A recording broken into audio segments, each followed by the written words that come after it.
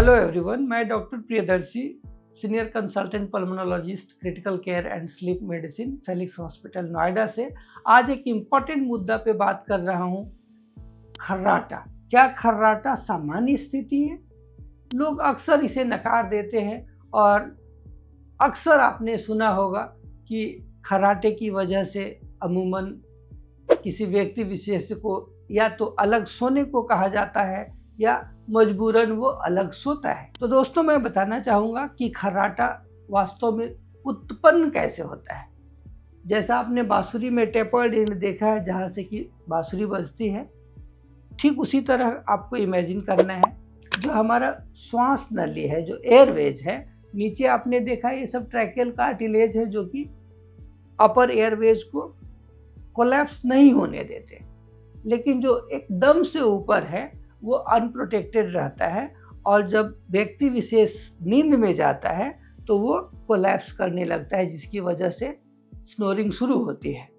तो जो खर्राटा है उसमें महत्वपूर्ण बात ये होता है कि क्या वो सिर्फ प्राइमरी स्नोरर है, सिर्फ खर्राटा आता है, या बीच बीच में खर्राटा रुकता है और उसका सांस भी रुकता है, यानी चोकिंग होती है क्या, जिसे हम लोग विटनेस्ड एपनिया बोलते हैं या सिजेशन ऑफ ब्रीदिंग बोलते हैं। तो जैसा हमने बताया कि अगर श्वास की नली ऊपर से ऐसे कोलैप्स करती है और वो फेफड़ा चोक करता है तो उस दौरान एक्चुअली ब्रीदिंग नहीं हो पाता, इसीलिए इसे हम लोग ऑब्स्ट्रक्टिव स्लीप एपनिया बोलते हैं। निद्रा जनित है ये।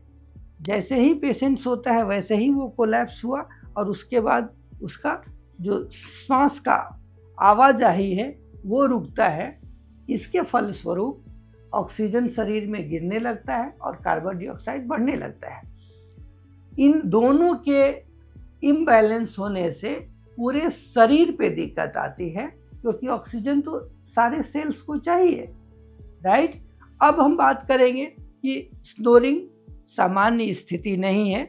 इसके कारणों में जो अमूमन देखा जाता है, हाई ब्लड प्रेशर वाले मरीज होते हैं या जिनका शॉर्ट नेक है, नेक सरकम्फरेंस मोर देन 40 सेंटीमीटर है, उनका अक्सर जो बॉडी मास इंडेक्स है वो ओबेसिटी वाला होता है, मोर देन 25-30 या इवन उससे भी ज़्यादा किलोग्राम प्रति मीटर स्क्वायर के ये में हम लोग उसका मेजरमेंट रखते हैं।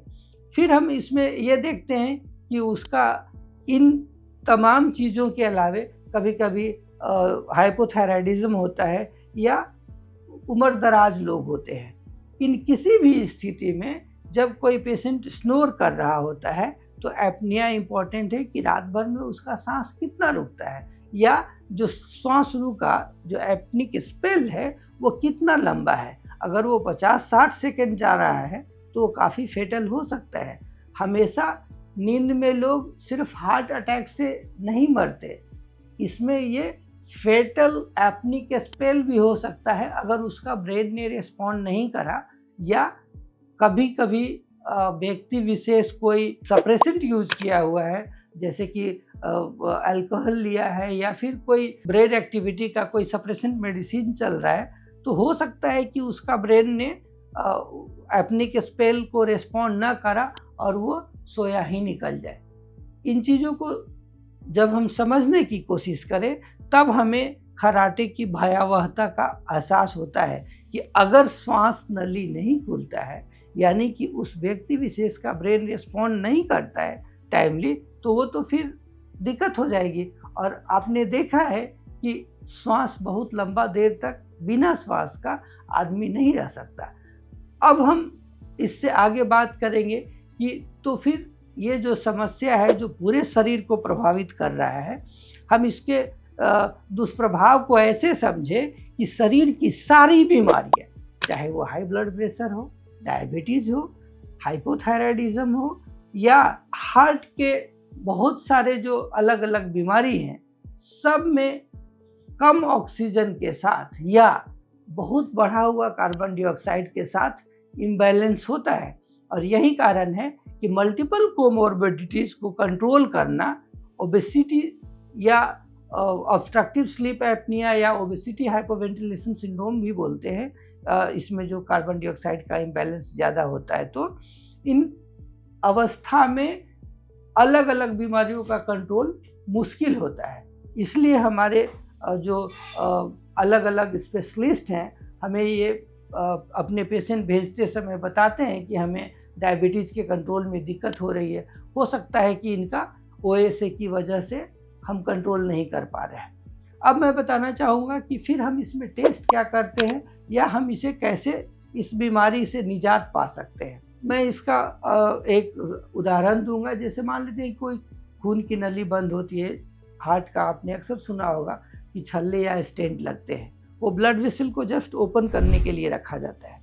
हम स्नोरिंग में भी वही बात कर रहे हैं कि चोकिंग होती है अपर एयरवेज पे, क्या इसका समाधान है? तो एक्चुअली मैकेनिकली जब हम सोचें तो हम क्या करते हैं, इतना प्रेशर से उसको फेस मास्क के थ्रू मशीन से सांस देते हैं जिसे पॉजिटिव एयरवे प्रेशर बोलते हैं, कि उसकी श्वास नली बंद ही ना हो। जब बंद नहीं होगा तो स्नोरिंग नहीं होगी, स्नोरिंग नहीं होगा तो उसका एपनिया नहीं होगा और वो चैन से सो पाएगा। जो उसकी फ्रैक्चर्ड स्लीप है वो फिर नहीं होगी और जो उसका स्लीप में कंसोलिडेशन होना है, जो सारे उसके स्टेजेस हैं, वो पर्याप्त रूप से आ पाएंगे और वो एक सामान्य नींद सो पाएगा, जिससे कि उसका लाइफ सुचारू रूप से फिर चलने लगेगा और उसके सारे ऑर्गन फंक्शंस नियमित रूप से काम करने लगेंगे। तो जो टेस्ट है उसे पॉलीसोमनोग्राफी बोलते हैं। उसमें लेवल 1, 2, 3, 4 होता है। जो बेस्ट है वो स्लीप लैब में होता है जो अटेंडेड रहता है। हम लोग सेम व्यवस्था मरीज के घर पे भी कराते हैं, जिसमें हम लोग टेक्नीशियन भेजते हैं और वो अटेंडेड कंप्लीट PSG होता है, जिसमें हम लोग उसी रात मॉर्निंग में स्प्लिट टाइट्रेशन भी करा लेते हैं ताकि हमें उसे किस तरह से ट्रीट करना है उसका भी हमें समझ आ जाता है और हम फिर उसे फॉलो अप में बीमारी का अच्छा कंट्रोल कर सकते हैं और उसका क्वालिटी ऑफ लाइफ बेटर हो सकता है। इसी के साथ मैं अपना वक्तव्य समाप्त करना चाहता हूँ। धन्यवाद। हेल्थ से जुड़ी ऐसी कई और जानकारी के लिए फेलिक्स हॉस्पिटल के YouTube चैनल को सब्सक्राइब करें और अपने सवाल कमेंट बॉक्स के जरिए हम तक पहुंचाएं और डॉक्टर की अपॉइंटमेंट के लिए दिए गए नंबर 9810455953 पर संपर्क करें।